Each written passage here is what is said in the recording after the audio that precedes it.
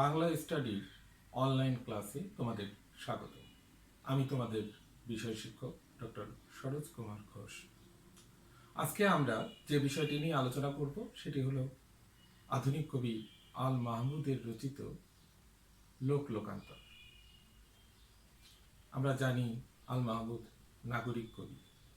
ক্লাসের শুরুতেই আমরা তার জীবন এবং সাহিত্যকর্ম সম্পর্কে কিছু তথ্য দেখে নিই।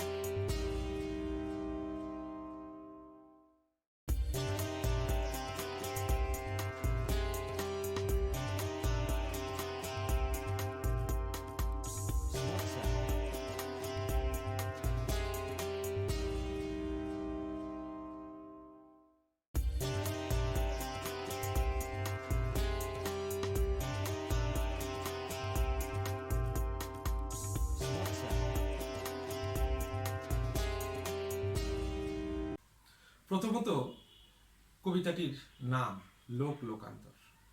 লোক শব্দের আমরা প্রচলিত অর্থ জানি যে মানুষ, কিন্তু না, এখানে সংস্কৃত লোক শব্দটি আভিধানিক অর্থ হচ্ছে জগৎ, ভুবন বা পৃথিবী।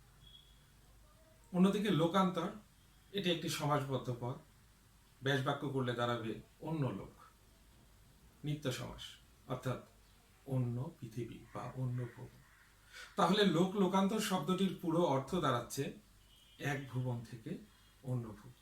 আমি আবার বলি, লোকান্তর শব্দটির পুরো অর্থ দাঁড়াচ্ছে এক ভুবন থেকে আরেক ভুবন বা এক পৃথিবী থেকে অন্য পৃথিবী। দ্বিতীয় আরো একটা বিষয়, যেটা শিল্পক্ষেত্রে যারা বিচরণ করেন, অর্থাৎ শিল্পী, সাহিত্যিক, সুরকার, গীতিকার, ভাস্কর, তাদের জন্য প্রযোজ্য। সৃষ্টিকর্মের শুরু থেকেই তাদের মনে একটা প্রশ্ন সবসময় জাগ্রত ছিল, কবি, শিল্পী, সাহিত্যিকদের মনে। সে প্রশ্নটা হলো যে আমার ব্যক্তি সত্তা বা আমার ব্যক্তি জীবন আর আমার কবি সত্তা বা শিল্পী সত্তা বা শিল্পী জীবন বা কবি জীবন কি এক? তারা যুগে যুগে এই বিষয়টা নিয়ে প্রশ্ন করেছে যে যে আমি এই পার্থিব জগতে বিচরণ করি, সংসার করি, সমাজে বাস করি, রাষ্ট্রীয় দায়িত্ব পালন করি, যে আমি রাগ করি, হিংসা করি, ব্যক্তিগত স্বার্থ দ্বারা পরিচালিত হই, সে আমি, আর যে আমি সৃষ্টি করি সে আমি কি এক? এই আমি, ব্যক্তি আমি এবং শিল্পী আমি যদি এক না হয়, তাহলে কি সেই শিল্পী আমি আমাকে দিয়ে তার কথা বলিয়ে নেয়? তাই যুগ যুগ ধরে আমরা দেখব শিল্পী, সাহিত্যিকরা, কবিরা সেই তার রচনার বা তার সৃষ্টির প্রেরণা দাতাকে বা প্রেরণা দাত্রীকে খুঁজে বেরিয়েছে। প্রাচীন বৈদিক কবিদের কাছে এই প্রেরণা দাতা বা দাত্রী ছিলেন বাগদেবী সরস্বতী। রবীন্দ্রনাথ ঠাকুর এই প্রেরণা দাতাকে, কাব্য প্রেরণা দাতাকে বা দাত্রীকে চিহ্নিত করেছেন জীবন দেবতা হিসাবে।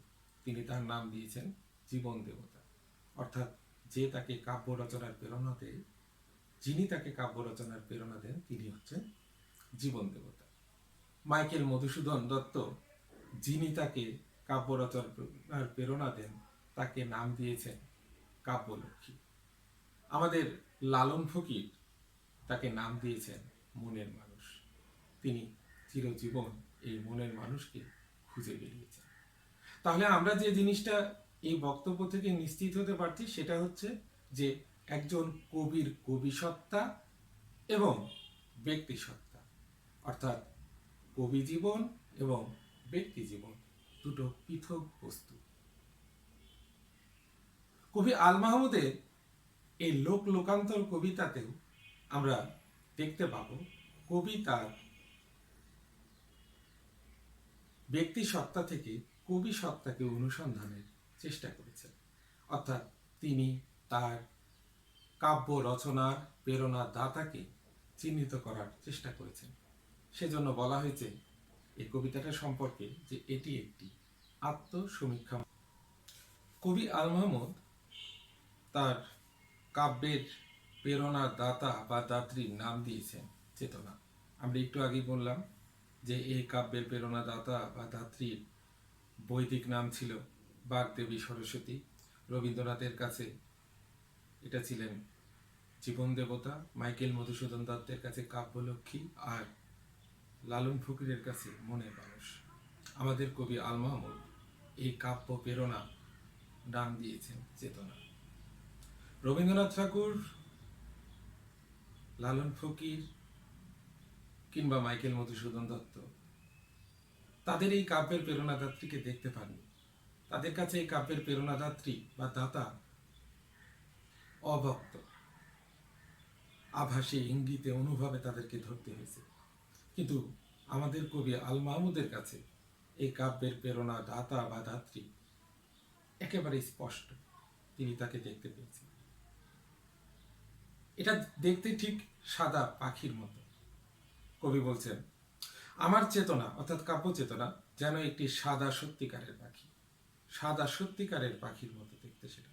এখন সাদা রং কেন? আমরা সবাই জানি যে সাদা শুভ্রতা, পবিত্রতার প্রতীক। অতএব কবির কাব্য চেতনারূপী বা চেতনারূপী পাখিটি সাদা রঙের, অর্থাৎ কবির কাব্য চেতনা পবিত্র। সে কোথায় বসে আছে? বসে আছে সবুজ অরণ্যে এক চন্দনের ডালে। সে যেখানে অবস্থান করছে সেটাও সজীবতার প্রতীক, সবুজ অরণ্য, এবং যেখানে বসে আছে সেটাও পবিত্রতার প্রতীক, চন্দনের ডাল। আমরা জানি যে পৃথিবীর বিভিন্ন ধর্মে চন্দনের ডাল, চন্দনের ঘ্রাণ পবিত্র হিসাবে গণ্য করা হয়। অতএব পাখিটি শুধু বাহ্যিকভাবে সাদা, শুভ্র, পবিত্র নয়, সে যেখানে বসে আছে সেটাও, সেই স্থানটাও সজীব, অর্থাৎ সবুজ অরণ্য, এবং যেখানে বসে আছেন যে ডালে সেটাও পবিত্র। সেখানে বসে আছেন আর কি হচ্ছে? মাথার উপরে নিচে বনচারী বাতাসের তালে দোলে বন্য পানলতা, অর্থাৎ তার মাথার উপর দিয়ে পায়ের নিচ দিয়ে বনচারী, অর্থাৎ যে বাতাস বনে বিচরণ করে বেড়ায়, সে বনচারী বাতাস চলে যাচ্ছে এবং তাতে দুলে উঠছে কি? বন্য পানলতা। বন্য পানলতা এই প্রতীকটা তোমাদের পঠিত জীবনানন্দ দাশের এই পৃথিবীতে এক স্থান আছে কবিতায় ব্যবহার করা হয়েছে, একটু স্মরণ করে দেখতে পারো। সুগন্ধ পরাগে মাখামাখি হয়ে আছে ঠোঁটটা। এই পাখিটা শুধু তার গায়ের রং শুভ্র, পবিত্র, সাদা তা নয়, সে শুধু চন্দনের ডালের মতো একটা পবিত্র স্থানে বসে থাকে তা নয়, সে যা পান করে সেটাও পৃথিবীর বিশুদ্ধতম উপাদান, অর্থাৎ ফুলের মধু। সে কারণে তার ঠোঁট পরাগ রেণুতে মাখামাখি, অর্থাৎ তার আত্মাও পবিত্র, তার বাহ্যিক দিকটাও পবিত্র। এরপর আল মাহমুদ তার চেতনারূপী সাদা পাখি রূপের বর্ণনা করছেন। প্রথমে চোখের বর্ণনা। আর দুটি চোখের কোটরে কাটা সুপারির রং।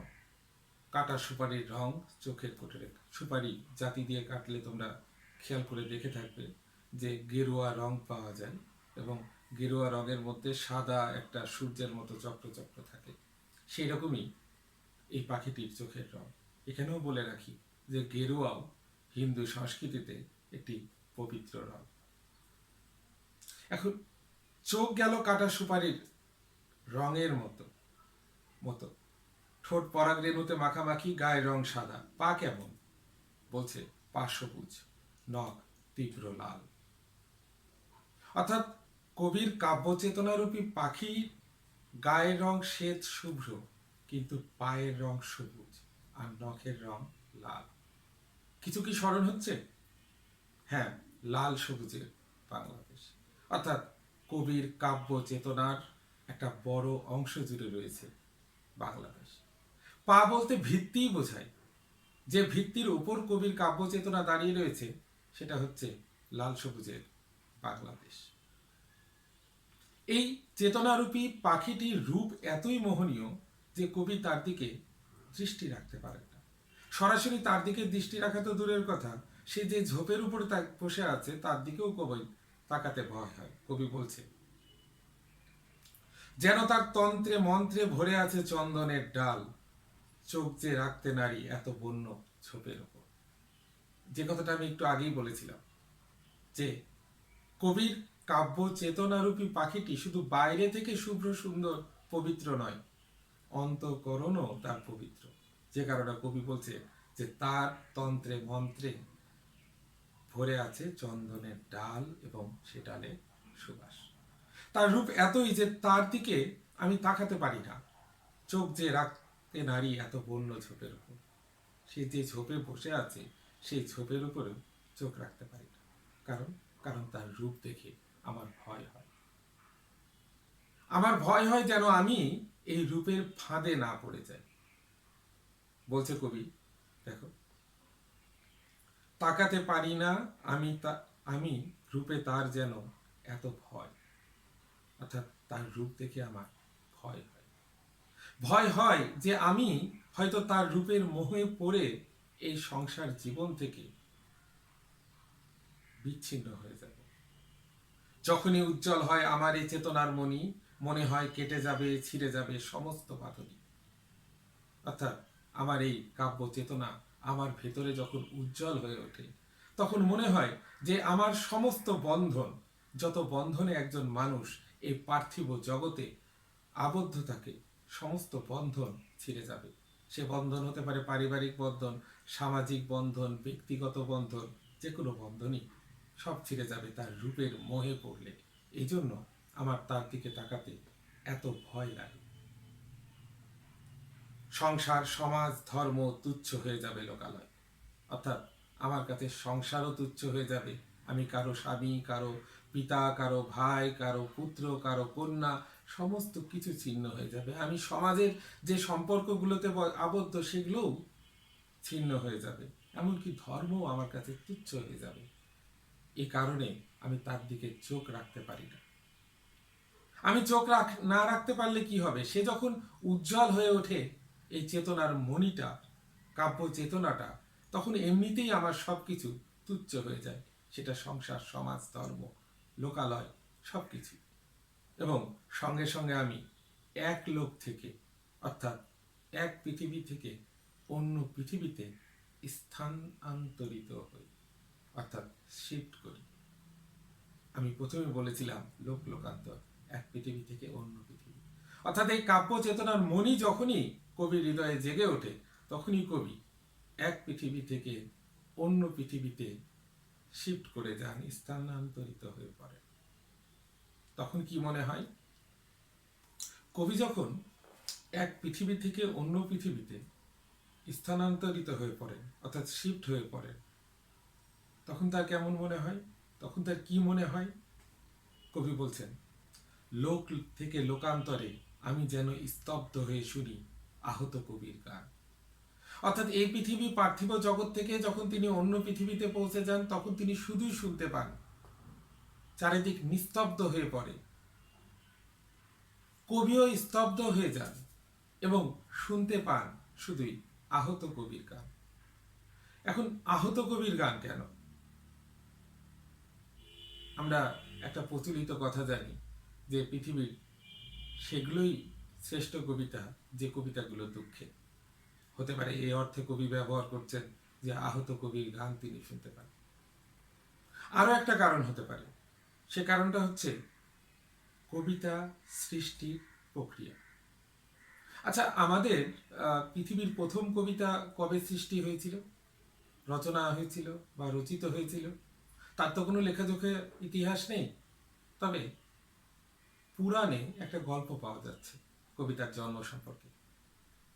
গল্পটা এরকম যে একদিন মহাকবি বাল্মীকি তপবনের পথ দিয়ে যাচ্ছিলেন। তপবনের অর্থাৎ জীবনে তিনি তপস্যা করতেন। হঠাৎ তার চোখে একটা খুব সুন্দর দৃশ্য পড়ল। দেখলেন অশোক তরুতে, অর্থাৎ অশোক নামক ফুলের গাছে ডালে কঞ্চ মিথুন এবং কঞ্চ মিথুনী দুটো পাখি প্রেম আলাপে মত্ত।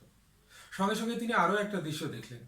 ঠিক তার অনতি দূরে একটা ঝোপের আড়ালে একজন ব্যাদ বা শিকারী তার তীর কামান তাক করে আছে সেই কঞ্চমিথুনের দিকে। কবি কিছু বলার বা বুঝে ওঠার পূর্বেই সে ব্যাদ তার কাম ধনুক থেকে তীর নিক্ষেপ করলো, তীর গিয়ে আঘাত করলো কঞ্চমিথুনির পাঁজরে। সে হঠাৎ ডালের উপর থেকে নিচে পড়ে গেল, অল্প ছটফট করেই সে তার দেহ নিস্তব্ধ হয়ে পড়ল। আর হঠাৎ প্রিয়জন হারানোর বেদনায় পঞ্চমিথুন হাহাকার করে কেঁদে উঠল। সমস্ত ঘটনার যে পরিবেশ, ভয়াবহতা এবং বেদনা বিদুর যে অভিব্যক্তি, সমস্ত কিছু মিলে কবির হৃদয়ে এমন এক ভাব উচ্ছ্বাসের সৃষ্টি হলো যে কবির কণ্ঠ দিয়ে চারটা উচ্চারণ নিঃসৃত হলো, চারটা লাইন উচ্চারিত হলো। এই চারটা লাইনই ছিল পৃথিবীর প্রথম কবিতা। তাহলে আমরা দেখতে পাচ্ছি যে পৃথিবীর প্রথম কবিতার সৃষ্টি হয়েছিল একটা বেদনা ঘন ভাবাবেশ থেকে। অতএব সেই স্মৃতিটা কবি আল মাহমুদের মনে থাকা অসম্ভব নয়। হয়তো সেই স্মৃতি তার অবচেতনে কাজ করেছিল বলেই এখানে এই লাইনটা ব্যবহার করেছেন, লোক থেকে লোকান্তরে আমি যেন স্তব্ধ হয়ে শুনি আহত কবির গান। অর্থাৎ অন্য পৃথিবীতে যখন তিনি চলে যান, তার কাব্য চেতনার মণি যখন জেগে ওঠে, তখন তিনি সেই জগৎটাকে সরব কবি নীরব হয়ে যান, স্তব্ধ হয়ে যান, চারিদিকে শব্দ চলে যায়, শুধুই শুনতে পান কি আহত কবির গান। আর কি শুনতে পান, আর কি দেখতে পান? দেখতে পান কবিতার আসন্ন বিজয়। কবিতার আসন্ন বিজয়, এই বিষয়টা বোঝার জন্য আমাদেরকে একটু প্রাচীন গ্রিক অলঙ্কার শাস্ত্র এবং ভারতীয় অলঙ্কার শাস্ত্র অর্থাৎ সংস্কৃত অলঙ্কার শাস্ত্রের দিকে নজর দিতে হবে। প্রাচীন গ্রিসে অলঙ্কার শাস্ত্রে কবি বা শিল্পীদেরকে খুব উচ্চ স্থান দেওয়া হয়েছে। অ্যারিস্টটল তো তার থিওরি অফ ইমিটেশনে বলেই ফেলেছেন যে ঈশ্বর এই জগৎ সৃষ্টি করেছেন, আর শিল্পী সেই জগতের অনুকরণে একটা নতুন জগৎ সৃষ্টি করেন। তাই শিল্পের রাজ্যে শিল্পী ঈশ্বরের সমান ক্ষমতাধর। প্রাচীন সংস্কৃত অলঙ্কার শাস্ত্রে কবিকে বলা হয় ত্রিকাল দ্রষ্টা, সত্য দ্রষ্টা। তিনি অতীত, বর্তমান, ভবিষ্যৎ দেখতে পান এবং কবির কণ্ঠ নিঃসৃত প্রত্যেকটি শব্দই সত্য। সত্য শব্দের যা কিছু সত্য, তাই পৃথিবীর জন্য সুন্দর, আর যা কিছু সুন্দর তাই পৃথিবীর জন্য মঙ্গলকর। অর্থাৎ সত্য, সুন্দর, মঙ্গল। সত্যম শিবম সুন্দরম। সত্যই মঙ্গলজনক, মঙ্গলই সুন্দর। তাই কবি পৃথিবী জুড়ে আসন্ন কবিতার বিজয় দেখবেন, এটাই স্বাভাবিক। অর্থাৎ লোকান্তরে লোকান্তরিত কবির জন্য স্বাভাবিক।